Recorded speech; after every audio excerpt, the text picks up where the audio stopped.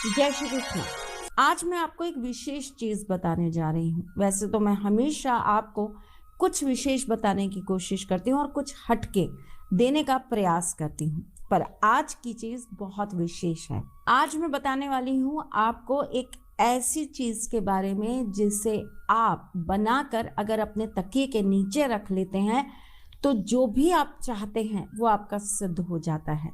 देखिए, आपने अक्सर देखा होगा कि हमारी बॉडी जो है, इसके अंदर हमारा राइट हैंड जो है या राइट पार्ट जो है वो हमेशा एक्टिव रहता है। हम जब भी कुछ चीज़ करने जाते हैं हम सबसे पहले अपने राइट हैंड को आगे कर देते हैं। कुछ लोग ऐसे हैं जिनका अनुपात मुश्किल से 2% या 5% होगा जो लेफ्ट हैंड के से काम करते हैं, पर मैक्सिमम 95% लोग राइट हैंड से काम करते हैं। हम जब भी प्रसाद लेते हैं हम अपना सीधा हाथ आगे कर देते हैं।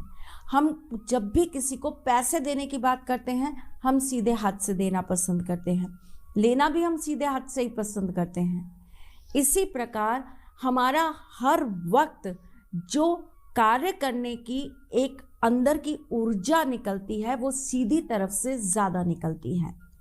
अब आपको पता होगा हमारी बॉडी जो है वो 2 भागों में विभाजित है, जिसके अंदर एक हमारा सीधा है और एक उल्टा है।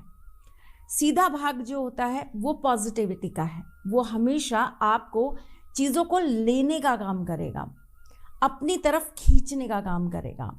उल्टा भाग जो है वो देने का काम करता है, छोड़ने का काम करता है। हमारा जो सीधा भाग होता है उस पर हमारा ज़्यादा कंट्रोल होता है और हमारा जो उल्टा भाग होता है उस पर हमारा कम कंट्रोल होता है। सीधे तरफ हमारा दिमाग ज़्यादा काम करता है और उल्टी तरफ हमारा दिल ज़्यादा काम करता है। यानी कि अगर मैं इसको इस तरीके से समझाऊं कि हमारे शरीर के 2 भाग कर दें तो एक तरफ सूर्य नाड़ी चलती है और एक तरफ चंद्र नाड़ी चलती है। सूर्य यानी कि बुद्धि, सूर्य यानी कि तीव्रता, सूर्य यानी कि आपको ऊर्जा मिलने का स्रोत, सूर्य यानी कि आपके माइंड का चलने वाला पार्ट, चंद्र जो कि आपके अंदर सेंसेशन जगाता है, सेंसिटिविटी देता है, इमोशंस देता है, आपके अंदर जज्बातों को बढ़ाने का काम करता है, फीलिंग्स उत्पन्न करता है और आपके मन को बढ़ाता है। अब जब बात करते हैं हम सीधे और उल्टे भाग की, तो आप अक्सर ये देखिएगा कि हम जब भी कोई अच्छा कार्य करते हैं हम हमेशा सीधी चीज़ों को सीधी तरफ से करने की राय देते हैं। जब भी आपको गृह प्रवेश करवाते हैं कहते हैं सीधा पैर पहले आगे करिए। कोई अच्छे कार्य के लिए जा रहे हैं, घर से बाहर पैर रख रहे हैं, सीधा पैर आगे रखिए। जब भी आप किसी प्रॉपर्टी के पेपर्स पर साइन कर रहे हैं या उसे पकड़ रहे हैं सीधे हाथ से पकड़िए।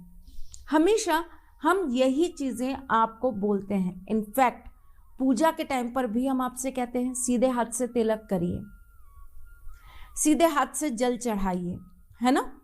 तो इसका मतलब ये होता है कि हमारी बॉडी का जो सीधा पार्ट है वो हमेशा पॉजिटिविटी को लेने का काम करता है और उसका सपोर्टिंग सिस्टम जो होता है वो हमारा लेफ्ट हैंड होता है।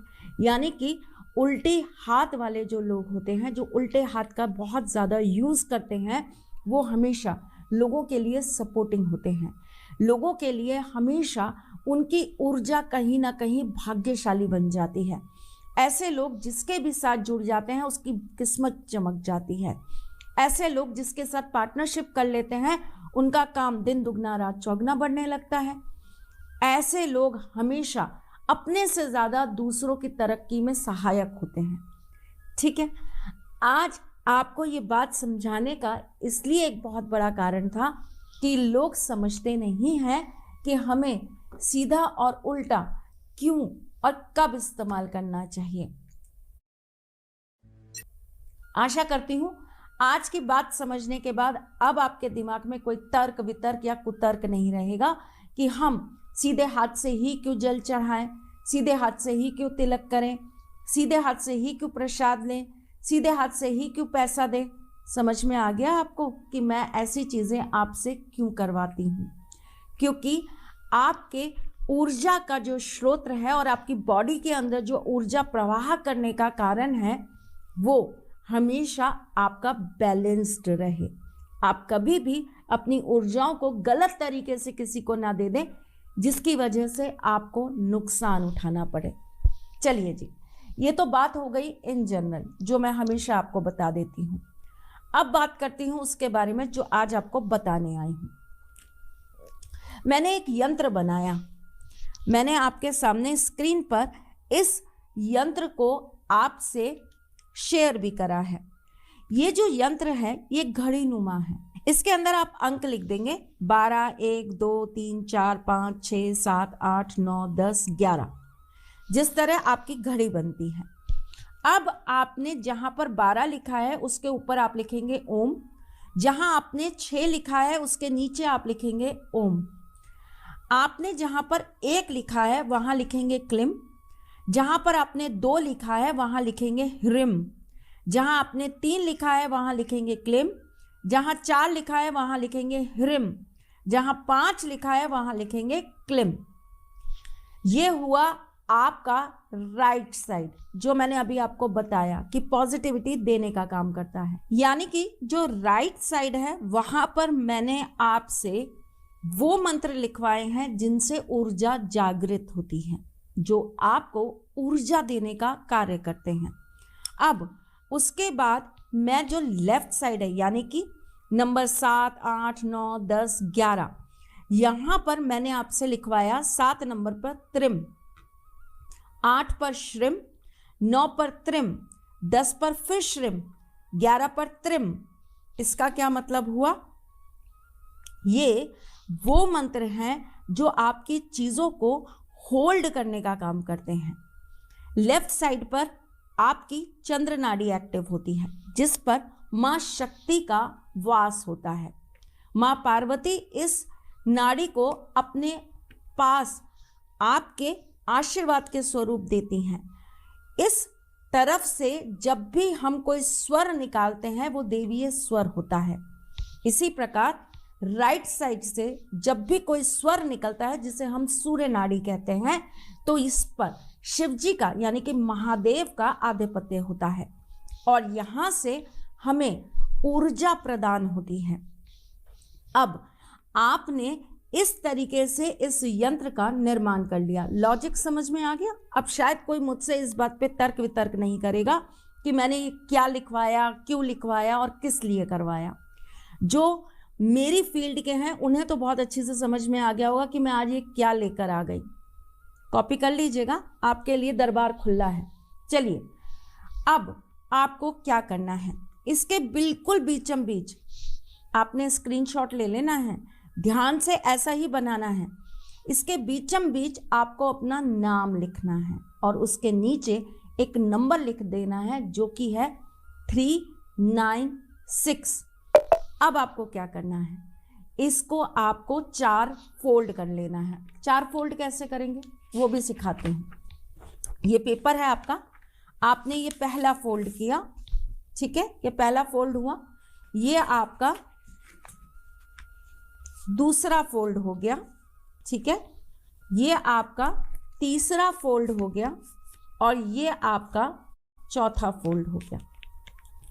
अब ये पेपर बिल्कुल छोटा सा हो गया।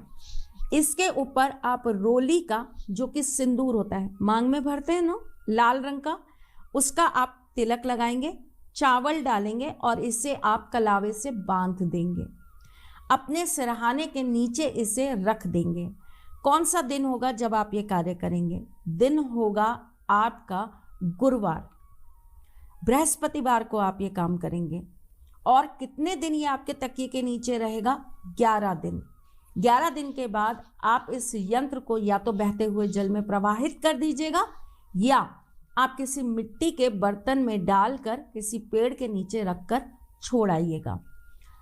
रोज सोने से पहले आपको पूरब की तरफ मुख करना है, अपने मन की मन वांछित इच्छा कह देनी है और सो जाना है।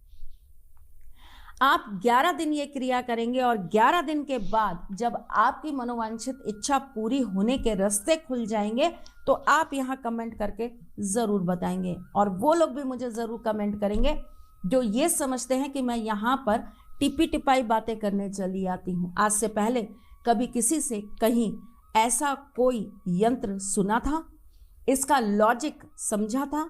नहीं ना? तो प्लीज़ जाते जाते राधे कृष्णा ज़रूर कर जाना। चलिए जी, फिर आती हूँ कुछ नया, कुछ अलग, कुछ अद्भुत लेके। और मेरे बच्चों को बहुत सारा प्यार और बहुत सारा दुलार। हम फिर मिलेंगे, तब तक के लिए मुस्कुराते रहिएगा, रिश्तों में मजबूती बना के रखिएगा, अपने इस साथी के साथ यूं जुड़े रहिएगा, प्यार देते रहिएगा, प्यार लेते रहिएगा। ख्याल रखिएगा अपना और उनका जिनसे आप प्यार करते हैं।